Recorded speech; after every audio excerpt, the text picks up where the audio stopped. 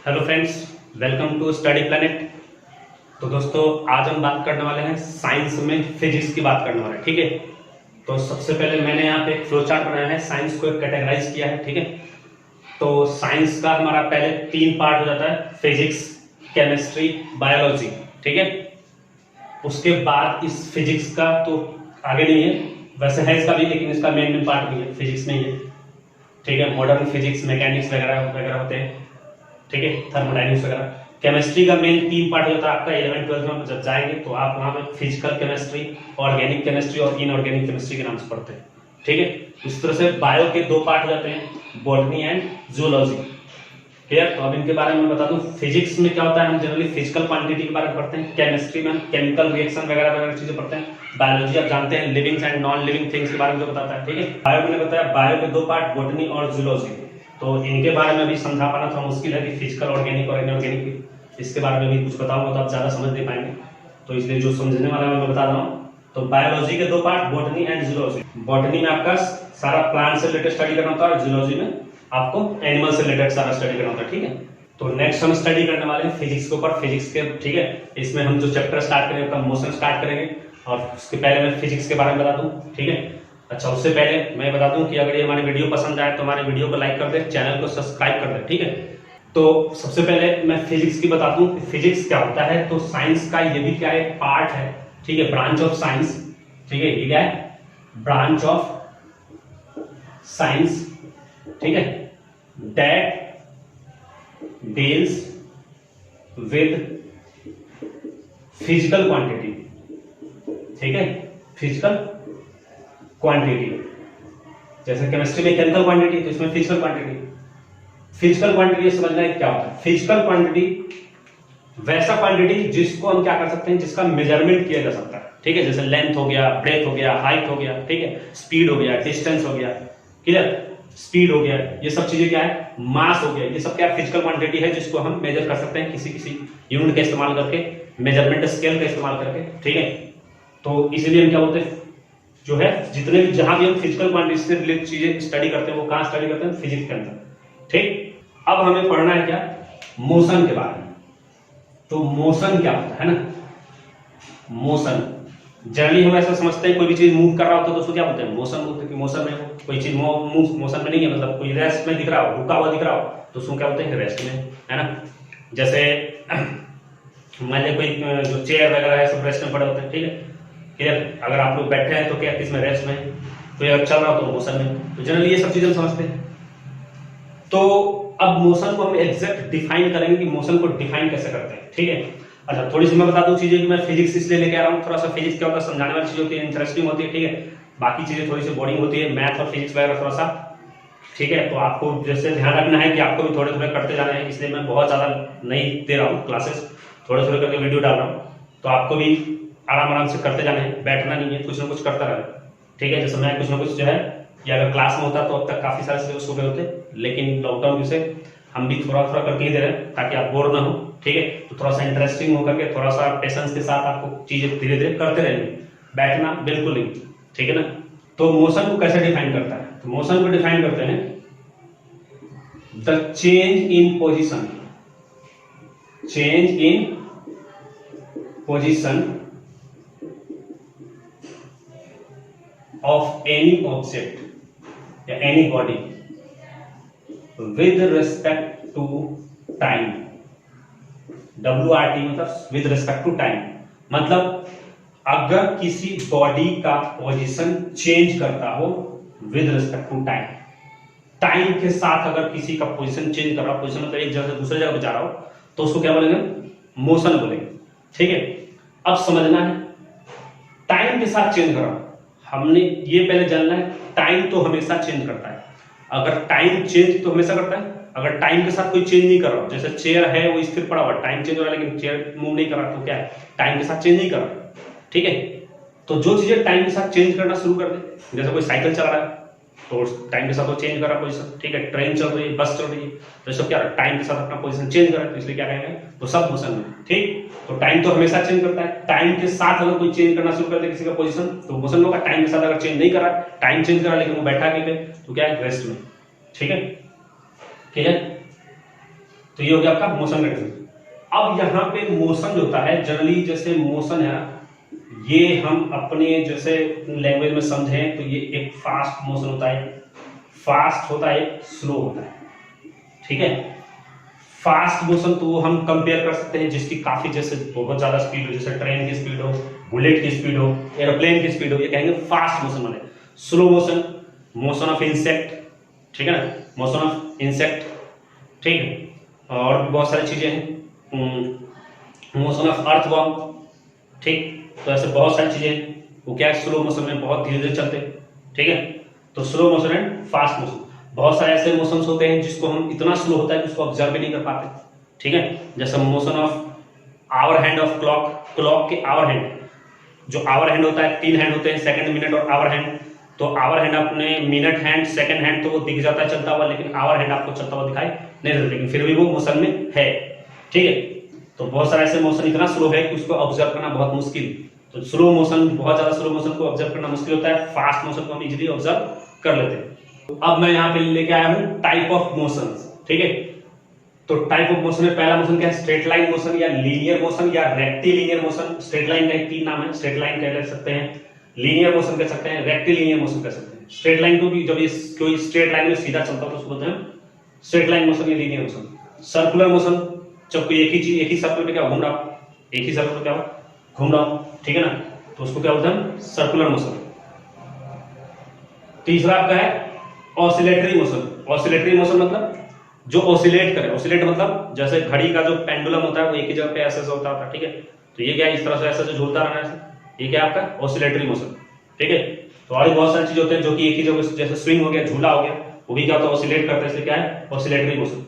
Frequency, ये oscillatory motion ये भी कह सकते हैं, फ्रीक्वेंसी को हम ऑसिलेटरी मोशन कह सकते हैं, ठीक है। डिफरेंस क्या है दोनों में, जब कोई ऑसिलेटरी मोशन बहुत फास्ट हो जाए, ठीक है, तब हम उसको क्या बोलते हैं, फ्रीक्वेंसी बोलते हैं। जैसे अगर आराम से कोई ऐसे झूल रहा है तो उसको क्या बोलते हैं, ऑसिलेशन। लेकिन जब बहुत तेजी से इधर उधर होना शुरू हो जाए, ठीक है, क्लियर, तब उसको क्या बोलते हैं, फ्रीक्वेंसी। अगर आपसे कोई ऑसिलेटरी मोशन पूछे तो आपको सिर्फ इतना बताना है, to and fro motion, to and fro, ठीक है। टू एंड फ्रो का मतलब आगे पीछे, कोई भी मोशन जब आगे पीछे होता है, आगे पीछे होता है इस तरह से, तो उसको क्या बोलते हैं, ऑसिलेटरी मोशन बोलते हैं, ठीक है। अब यही मोशन, इसमें क्या यूज करना है, फास्ट या rapid to and fro motion is called frequency. यानी जब यही टू एंड फ्रो अगर रैपिड हो जाए, काफी तेजी से होने लगे, तो उसको फ्रीक्वेंसी बोलते हैं। ऑसिलेटरी के लिए सिर्फ आपको टू एंड फ्रो आगे पीछे होना चाहिए, चाहे तेज हो चाहे धीरे हो, तो ऑसिलेटरी होगा। लेकिन फ्रीक्वेंसी तभी होगा जब वो रैपिड होगा, ठीक है। यानी ये वाला ये हो सकता है, लेकिन ये वाला ये नहीं हो सकता। देखिए इसमें भी टू एंड फ्रो है, तो टू एंड फ्रो होगा तो क्या होगा, ऑसिलेटरी होगा। लेकिन फ्रीक्वेंसी होने के लिए रैपिड टू एंड फ्रो होना चाहिए, ठीक है। तो फ्रीक्वेंसी वाला जो मोशन है वो ऑसिलेटरी मोशन के अंदर ही आता है। नेक्स्ट हमने लिखा है प्रोजेक्टाइल मोशन। ये हमने आपको एक नया नाम दिया, ठीक है, नया लिखा है, ठीक है, आपने नहीं सुना होगा। तो प्रोजेक्टाइल मोशन एक्चुअल में क्या होता है, जैसे हम कैसे पत्थर वगैरह में या फिर भाला वगैरह ऐसे फेंकते हैं, ठीक है, इस तरह से ऐसे करके, तो हम उसको क्या बोलते हैं, प्रोजेक्टाइल मोशन, ठीक है। एक्चुअल में वो 2 डायमेंशनल मोशन होता है। अब 2 डायमेंशनल क्या होता है, जिसमें आपको हम आगे 2 डायमेंशनल मोशन जो है आपको यहाँ पे नहीं पढ़ते हैं, वो 11th में, ठीक है। तो आपको सिर्फ ये जानना है कि जो पत्थर फेंकते हैं, ठीक है, इस तरह से जो भी मोशन ऐसे जाता है, जैसे हमने यहाँ से किसी चीज को ऐसे फेंका, ये पत्थर को ये ऐसे यहाँ से फेंका और ये ऐसे आगे गिरता है, तो इसको क्या बोलते हैं, प्रोजेक्टाइल, ठीक है, या 2 डायमेंशनल मोशन बोलते हैं, ठीक है। इसके बारे में ज्यादा कुछ नहीं, नाम सिर्फ हमने बता दिया आपको। नेक्स्ट है आपका डिस्टेंस एंड डिस्प्लेसमेंट, ठीक है। तो चलिए दोनों को हम स्टडी करते हैं एक एक करके।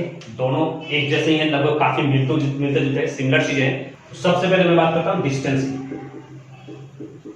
तो डिस्टेंस तो हम ऐसे अपनी लाइफ में समझते हैं कि कोई चीज कहाँ से कहीं चल यहाँ से चल कहीं और चला जाए, बोलते हैं डिस्टेंस ट्रेवल कर लिया, ठीक है। जैसे हम स्कूल से घर चले गए, घर से स्कूल चले गए तो डिस्टेंस ट्रेवल कर लिया, ठीक है। कहीं ट्रेन से कहीं बस से हम जा रहे हैं कहीं दूसरी जगह, तो हम डिस्टेंस ट्रेवल कर रहे हैं। तो एक्चुअली में हम प्रैक्टिकली समझते हैं। तो अब डिस्टेंस को हम डिफाइन कैसे करें, ठीक है, क्या होता है डिस्टेंस, और फिर डिस्प्लेसमेंट किसको बोलेंगे। तो डिस्टेंस हम बोलते हैं actual length of path, actual length of path is called distance. Actual length of path, length of path main line ये, ठीक। जैसे मान लीजिए कि हमने यहाँ पे कोई इंसेक्ट है और ये ऐसे घूमते हुए ये यहाँ आ गया, ठीक है। कोई इंसेक्ट जहां पे था ए पॉइंट पे और चला गया बी पॉइंट, ठीक। तो ये क्या बोलेंगे कि ये जो ऐसे है ना, ये लेंथ ऑफ पाथ, पाथ मतलब रास्ता, जैसे जैसे गया है ये इस पाथ के पूरे लेंथ को मेजर कर लेंगे, ये पूरा ऐसे, तो ये क्या कहलाएगा, ये पूरा क्या है, डिस्टेंस है, ठीक है। कैसे कैसे हो गया है, ठीक। जैसे मान लें कि हमने कहीं पे यहां पे से चल के ऐसे आके फिर यहां पर वापस आ गए, तो ये यहां से इधर गया, फिर इधर गया, फिर इधर गया, फिर इधर गया, तो ये डिस्टेंस प्लस ये डिस्टेंस प्लस ये डिस्टेंस प्लस ये सबको मेजर कर लेंगे यहां से, तो ये क्या कहलाएगा, पूरा एक्चुअल लेंथ ऑफ पाथ, ये पूरा चार्ट क्या कहलाएगा, डिस्टेंस कराएगा। अगर ये 4 बार घूम गया तो 4 बार हम लेंगे, 4 बार, ठीक है। पेरीमीटर जो उसको 4 से मल्टीप्लाई करेंगे, तो ये हो गया डिस्टेंस, ठीक है। अगर कोई यहां से चल के इधर गया, फिर इधर गया, फिर इधर गया, यहाँ गया, यानी यहाँ पे था ए पे और बी पे चला गया, यहाँ से गया ऐसे इधर, तो इसका डिस्टेंस कौन सा होगा, ये पूरा इसको नाम दे रहा हूं मैं बी सी और डी, तो ये पूरा length of path A B C plus C D, ये कितना हो जाएगा, पूरा जोड़ करके डिस्टेंस। मान लीजिए कि हमें ये 5 मीटर है, ये 6 मीटर है और ये 5 मीटर है, तो अगर पूछे कि कितना डिस्टेंस कवर किया है, डिस्टेंस कितना कवर किया, तो कितना हो जाएगा आपका 5 + 6 + 5 कितना हो जाएगा 16 मीटर टोटल, यानी पूरा टोटल लेंथ ऑफ पाथ, ये क्या कहलाता है, डिस्टेंस, ठीक है, क्लियर। तो एक्चुअल लेंथ ऑफ पाथ कैसे कैसे वो गया है, पूरा ये मेजर करना है, पूरे पाथ को एकदम मेजर करना है, पूरे लेंथ लेना है पाथ का, वही क्या कहलाता है, डिस्टेंस, ठीक, क्लियर। अब इसमें थोड़ा सा मैं डिस्प्लेसमेंट को भी ऐड कर रहा हूं कि डिस्प्लेसमेंट किसको बोलते हैं, तो डिस्प्लेसमेंट बोलते हैं the distance between initial and final position, distance between initial and final position कह सकते हैं, फाइनल पॉइंट कह सकते हैं, फाइनल पॉइंट लिखा मैंने, ठीक है। Distance between initial and final point is called displacement. अब इसको समझना है, इनिशियल पॉइंट किसको बोलते हैं, जहां से स्टार्ट किया कोई चलना, जैसे यहां पे ए पॉइंट क्या है, इनिशियल पॉइंट, ये इनिशियल पॉइंट, ठीक है। ये क्या है, फाइनल, जहां से कोई किसी ने मोशन करना स्टार्ट किया वो है इनिशियल, और जहां पे जाकर रुक गया हो गया फाइनल। इसका देख सकते हैं, इसका इनिशियल फाइनल यहीं पे, इसका इनिशियल यहां है, फाइनल यहां, ठीक। तो distance between initial and final point, या इसी को हम और कह सकते हैं shortest distance, shortest distance between initial and final point, ठीक है। शॉर्टेस्ट डिस्टेंस, शॉर्टेस्ट मतलब सबसे छोटा डिस्टेंस, ठीक, क्लियर। तो अब इसको समझते हैं जरा, ये इनिशियल पॉइंट है, ये फाइनल पॉइंट है, इससे शॉर्टेस्ट डिस्टेंस क्या होगा, ये होगा सीधी स्ट्रेट लाइन, तो ये क्या कहलाएगा, ये जो ब्लैक से लिखा है ये क्या है, डिस्प्लेसमेंट, ठीक है, सीधी लाइन, क्लियर। अगर इन दोनों इनिशियल और फाइनल के बीच में डिस्टेंस पूछे, मतलब इस जो इनिशियल फाइनल के बीच में डिस्टेंस ये है ना, ठीक है, तो इनके बीच में जो शॉर्टेस्ट डिस्टेंस है वही क्या कहलाएगा, डिस्प्लेसमेंट। तो ये तो है डिस्टेंस, लेकिन यहां से यहां तक ये जो है ये क्या है, डिस्प्लेसमेंट, ठीक है ना। तो जो स्ट्रेट लाइन है तो हम इसलिए कह सकते हैं shortest distance between initial and final, या ये भी हम कह सकते हैं स्ट्रेट लाइन, एक बार मैं लिख स्ट्रेट लाइन बिटवीन लिखा हुआ है initial and final point. Initial और फाइनल पॉइंट के बीच में जो स्ट्रेट लाइन होता है वही क्या कहलाता है, डिस्प्लेसमेंट, ठीक है। और बीच में भी हम डिफरेंस लिखने वाले हैं, तो यहाँ पे आप अगर पूछा जाए कि आपका यहाँ पे डिस्प्लेसमेंट कितना है, डिस्टेंस तो हो गया ये प्लस ये प्लस ये प्लस ये डिस्टेंस हो गया, लेकिन डिस्प्लेसमेंट जहां से गया था वहीं पे इनिशियल फाइनल पॉइंट यहीं पे, तो इस केस में यहाँ पे अगर पूछा जाए कि डिस्प्लेसमेंट कितना है, तो यहाँ पे डिस्प्लेसमेंट 0 होगा, क्योंकि फाइनल और इनिशियल बीच में कोई डिस्टेंस है नहीं, कोई पोजीशन डिफरेंस है नहीं, ठीक है ना।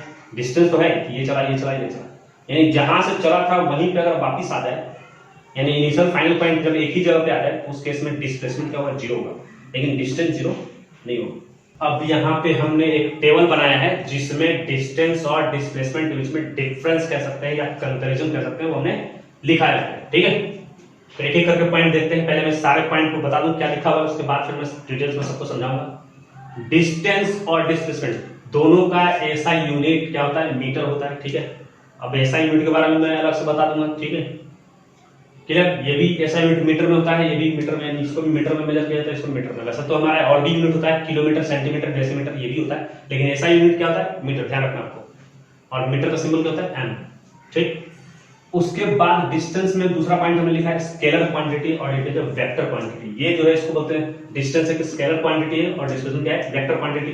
अब ये दिमाग में रखो कि क्या होता है स्केलर क्वांटिटी और वेक्टर क्वांटिटी, ठीक है। ठीक है, मैं अभी डिफाइन करता हूं फिर अलग से मैं समझाता हूं। स्केलर क्वांटिटी इसको बोलते हैं जिसमें क्या होता है, सिर्फ और सिर्फ मैग्नीट्यूड होता है, और वेक्टर क्वांटिटी इसको बोलते हैं जिसमें मैग्नीट्यूड और डायरेक्शन दोनों होता है, ठीक है। अभी समझ में नहीं आ रहा लेकिन मैं फिर इसको समझा रहा हूं। पहले पॉइंट साइड देखें, क्या करें, does not depends on direction.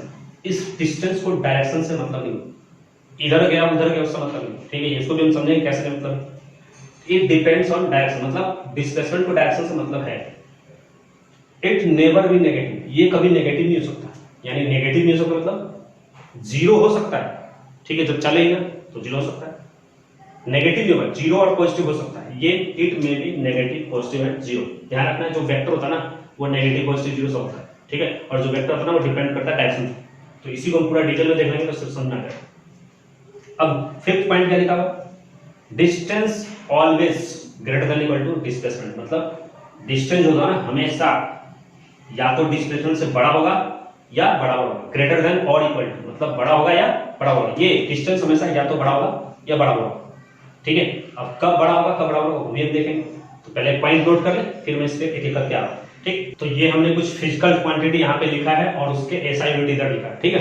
Table बना दिया आपके लिए, तो आपको याद कर लेना है। लेंथ या डिस्टेंस, लेंथ हो या डिस्टेंस हो या डिस्प्लेसमेंट, एक चीज और, या तो डिस्प्लेसमेंट, ठीक है ना। इन सबका ऐसा यूनिट क्या होता है, मीटर होता है, ठीक है। ऐसा यूनिट, अब ऐसा यूनिट की बात हम बार बार क्यों कर रहे हैं, क्योंकि ऐसा यूनिट का पूरा क्या नाम है, इसका international system of unit. International system of unit इसलिए कहा गया है कि ये यूनिट पूरे वर्ल्ड में फॉलो होता है, यानी मीटर यानी लेंथ को मेजर करने के लिए सारे वर्ल्ड में, पूरे वर्ल्ड में यूज होता है मीटर, ठीक है। लेकिन किलोमीटर हो गया, सेंटीमीटर हो गया, डेसीमीटर हो गया, ये सब जगह वर्ल्ड में फॉलो नहीं होता है। इसलिए किलोमीटर, डेसीमीटर वो भी लेंथ का यूनिट है लेकिन वो ऐसा यूनिट नहीं है, ठीक है। दूसरी बात करते हैं मास की। तो मास का ऐसा यूनिट क्या होता है, किलोग्राम यानी केजी, शॉर्ट में कहते हैं केजी, ठीक है। तो ये ऐसा यूनिट है यानी पूरे वर्ल्ड में केजी इस्तेमाल होता है, ठीक है। वैसे तो मिलीग्राम भी है, ग्राम भी है, सेंटीग्राम मतलब ग्राम होते हैं और भी पॉइंट होते हैं, ठीक है। तो वो सब ऐसा यूनिट नहीं है। तो ऐसा यूनिट क्या होता है मास का, केजी। वैसे ही टाइम का, टाइम हमने देखा है कि सेकंड में मेजर करते हैं, मिनट में मेजर करते हैं, आवर में भी मेजर करते हैं, ठीक है। लेकिन इन तीनों में जो ऐसा यूनिट है वो क्या है, सेकंड। ये पूरे वर्ल्ड में फॉलो होता है। टेम्परेचर, टेम्परेचर मेजर करने के लिए हम डिग्री सेल्सियस में, फारेनहाइट में, केल्विन में, तो इन तीनों में से केल्विन क्या है, ऐसा यूनिट, ठीक है। एरिया क्या होता है, ऐसा यूनिट, मीटर स्क्वायर। वैसे हम एरिया को सेंटीमीटर स्क्वायर में मेजर करते हैं, लेकिन हमारा जो ऐसा यूनिट है वो मीटर स्क्वायर। तो ऐसा यूनिट आपको बहुत जरूरी है ध्यान रखना। वॉल्यूम का क्या होता है, मीटर क्यूब होता है। स्पीड कह ले या वेलोसिटी कह ले, उसका यूनिट क्या होता है, ऐसा यूनिट मीटर पर सेकंड। और एक्सीलरेशन का हो जाता है मीटर पर सेकंड स्क्वायर, ठीक है।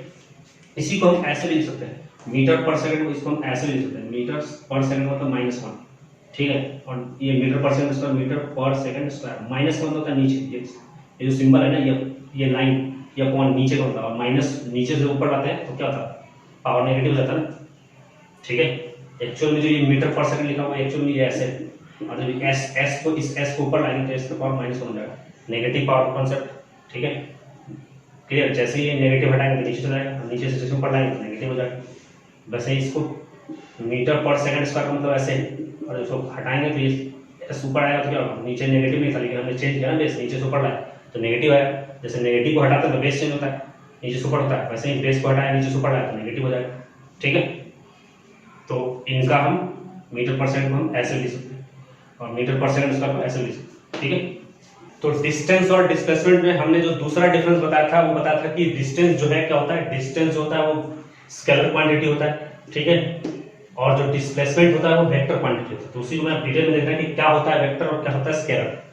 तो वेक्टर क्वांटिटी इसको बोलते हैं physical quantity having both magnitude and direction. ये लाइन ध्यान रखना है, मैग्नीट्यूड एंड डायरेक्शन। ठीक है, इज कॉल्ड वेक्टर क्वांटिटी। जो भी हम पढ़ रहे हैं सारे फिजिकल क्वांटिटी, ये भी मास, स्पीड, डिस्टेंस, टाइम, ठीक है ना, यहाँ पे डिस्प्लेसमेंट, फोर्स, वेलोसिटी, ये सब क्या है फिजिकल क्वांटिटी। तो जिस फिजिकल क्वांटिटी के मैग्नीट्यूड और डायरेक्शन दोनों होते हैं उसको वेक्टर बोलते हैं। And physical quantity having only magnitude is called scalar quantity, जैसे मास, स्पीड, डिस्टेंस एंड टाइम। ठीक है, अब इस लाइन को समझना है मैग्नीट्यूड एंड डायरेक्शन क्या होता है। जैसे हमने इस फोर्स से सिंपल आसान तरीका होता है समझाना फोर्स के लिए। तो फोर्स में क्या, जैसे हमने कहा कि ये कोई फोर्स है 10 न्यूटन का, फोर्स का ऐसा यूनिट होता है न्यूटन।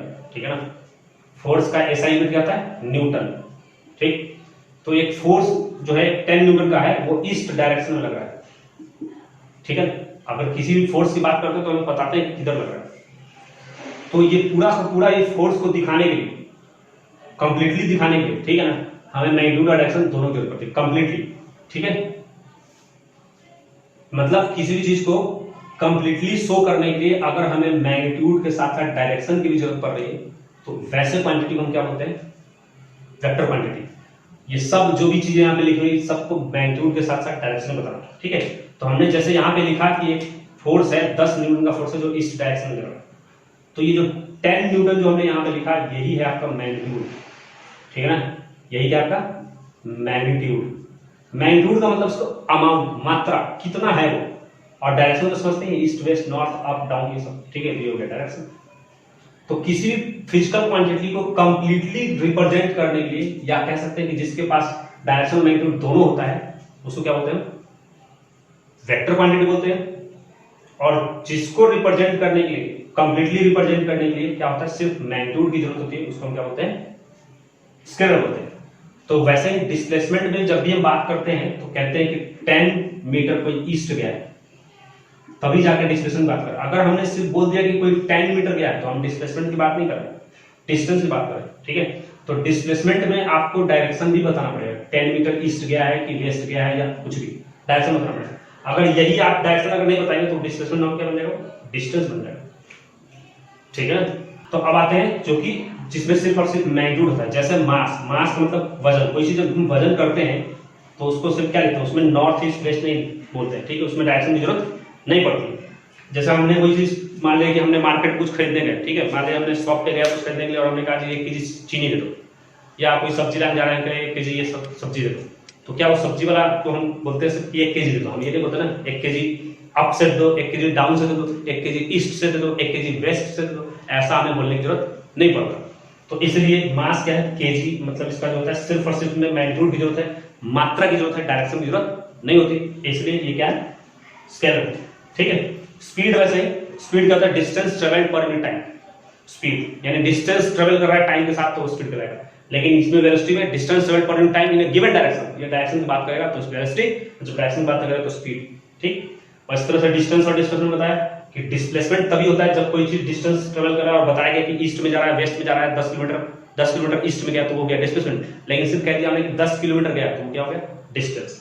ठीक है, तो डिस्टेंस समझ सकते हैं कि हम जब क्वांटिटी के साथ साथ मैग्नीट्यूड के साथ साथ जब डायरेक्शन की बात करते हैं तब क्या हो जाता है, वेक्टर। और सिर्फ क्वांटिटी की बात करते हैं, ठीक है, जैसे हमने कहा 10 केजी, 10 केजी हम कोई चीज खरीदते हैं तो 10 केजी सिर्फ कहते दे दो, ये नहीं कहते 10 केजी ईस्ट से दे दो, 10 केजी वेस्ट से दे दो, यहाँ पे हम डायरेक्शन की बात नहीं करते, सिर्फ और सिर्फ ये क्या है, मैग्नीट्यूड।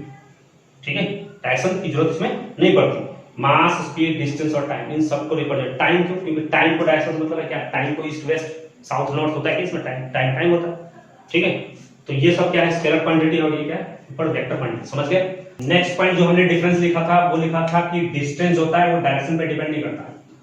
डिस्टेंस होता है वो डायरेक्शन पे डिपेंड नहीं करता, लेकिन डिस्प्लेसमेंट डायरेक्शन पे डिपेंड करता। अभी हमने दिखा दिया वो कि डिस्प्लेसमेंट को डायरेक्शन से मतलब है, उसमें डायरेक्शन को बताना पड़ेगा, लेकिन डिस्टेंस में आपको डायरेक्शन बताने की जरूरत नहीं है। अगर आपने कहा कि सिर्फ 10 किलोमीटर कोई चला है तो सिर्फ क्या होगा डिस्टेंस, लेकिन हमने अगर लिख दिया 10 किलोमीटर ईस्ट, अब क्या हो गया डिस्प्लेसमेंट।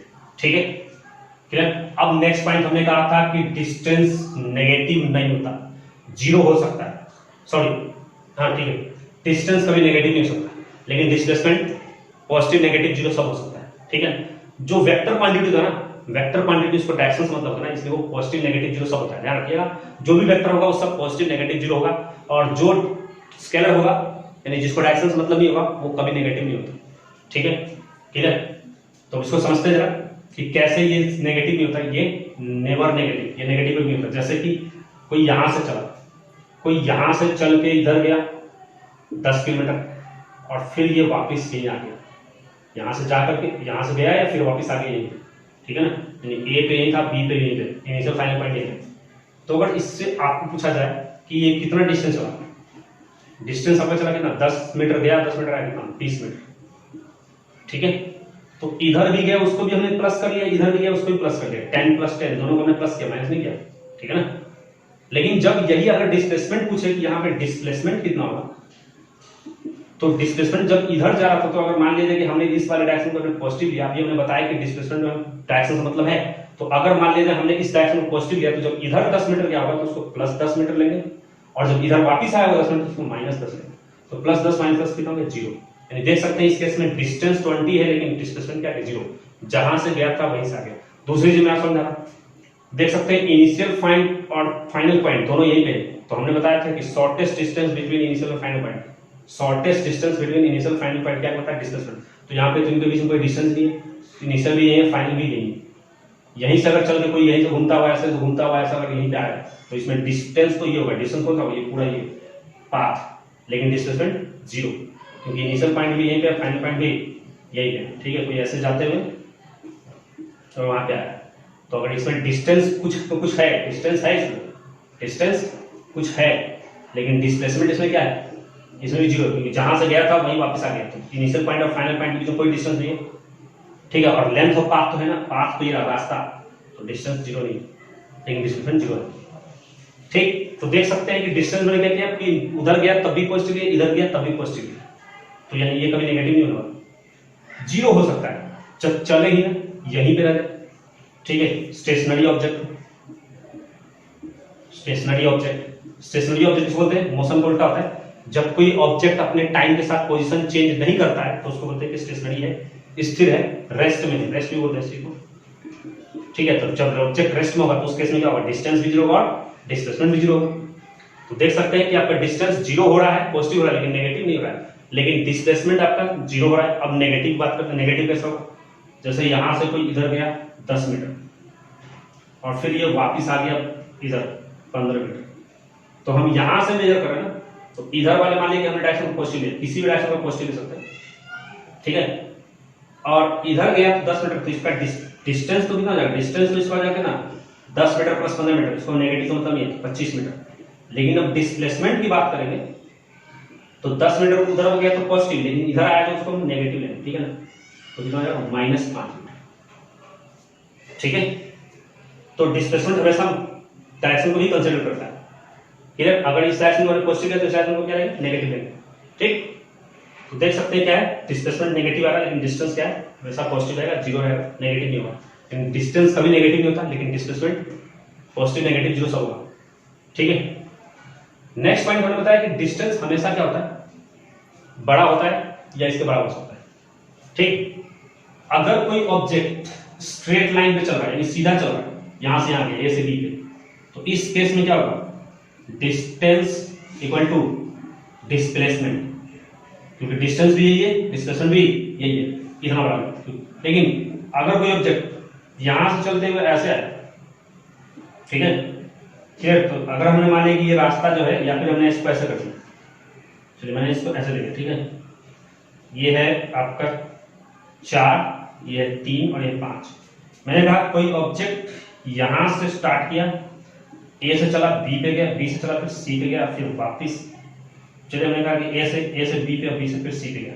ठीक है, यहां से चल के यहां तक गया, इनिशियल पॉइंट ये है और फाइनल पॉइंट ये है। तो इस केस में अगर डिस्टेंस पूछे आपसे तो डिस्टेंस हमें पता है लेंथ ऑफ पाथ कहाँ आ गया, ये 4 मीटर प्लस 3 मीटर कितना आ गया 8 मीटर। लेकिन अगर आपसे डिस्प्लेसमेंट पूछा जाए, डिस्प्लेसमेंट में shortest distance between this and, तो शॉर्टेस्ट डिस्टेंस क्या है, सी और ए के बीच में सबसे छोटा डिस्टेंस क्या है ये, तो डिस्प्लेसमेंट कितना है 5। देख सकते हैं आप डिस्टेंस यहाँ पे क्या है 8 है और डिस्प्लेसमेंट 5 है, तो डिस्टेंस बड़ा है। इस केस में क्या था डिस्टेंस इक्वल टू डिस्प्लेसमेंट है, ये 10 मीटर मान लीजिए 10 मीटर है। तो ध्यान रखना जब कोई स्ट्रेट लाइन पे चल रहा हो यानी अपना डायरेक्शन चेंज नहीं कर रहा हो, सीधा चलता जा रहा हो, जिस केस में अगर कोई ऑब्जेक्ट डायरेक्शन अगर अपना चेंज नहीं कर रहा उस केस में डिस्टेंस और डिस्प्लेसमेंट दोनों इक्वल होंगे। लेकिन जब कोई ऑब्जेक्ट अपना डायरेक्शन चेंज कर रहा हो तो उस केस में डिस्टेंस बड़ा होगा, डिस्प्लेसमेंट छोटा होगा। ध्यान रखना क्वेश्चन पूछे जाते हैं कि किस केस में जो होगा डिस्प्लेसमेंट बड़ा होगा, डिस्टेंस जो होगा डिस्प्लेसमेंट से बड़ा होगा।